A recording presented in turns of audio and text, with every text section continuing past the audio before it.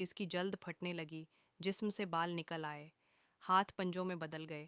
جب وہ دوبارہ اٹھا تو وہ مکمل انسان 2023 نہ رہا تھا، وہ بھیڑیا دوڑ پڑا۔ صبح ہونے تک جنگل کی زمین خون سے رنگین تھی۔ گاؤں والوں نے ٹوٹے ہوئے باڑے اور زخمی مویشی دیکھے۔ خوف پہلے سے کہیں زیادہ لوٹ آیا۔ بزرگوں نے چاند کے عذاب زدہ درندے کا ذکر کیا، ایک ایسی بلا جو صرف چاندی سے ہی ماری جا سکتی تھی۔ انہوں نے اپنے ہتھیار تیار کر لیے۔ اسی رات الیاس جنگل میں ہوش میں آیا، ننگا، کان پتا ہوا۔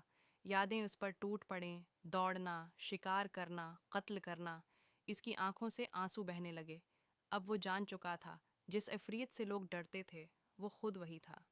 لعنت کو ختم کرنے کے عزم کے ساتھ الیاس نے اگلے پورے چاند سے پہلے خود کو ایک ویران چوکیداری برج میں زنجیروں سے باندھ لیا۔ جیسے ہی چاند نکلا، تبدیلی پھر شروع ہو گئی، وحشی اور بے رحم۔ بھیڑیے نے دھاڑ ماری اور زنجیروں کو جھٹکنے لگا، یہاں تک کہ وہ ٹوٹ گئیں۔ اسی لمحے شکاری پہنچ گئے، ہاتھوں میں جلتے مشالیں۔ ان میں مارا بھی تھی، الیاس کی بچپن کی دوست۔ جب درندے نے حملہ کیا تو وہ رک گئی، خوف سے نہیں، پہچان سے۔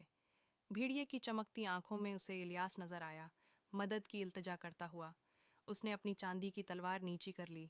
بھیڑیا ٹھٹک گیا۔ ایک آخری ٹوٹی ہوئی ہوا ہوئی کے ساتھ الیاس نے خود کو قابو میں کیا اور گری ہوئی چاندی کی تلوار پر اپنا دل چھید دیا۔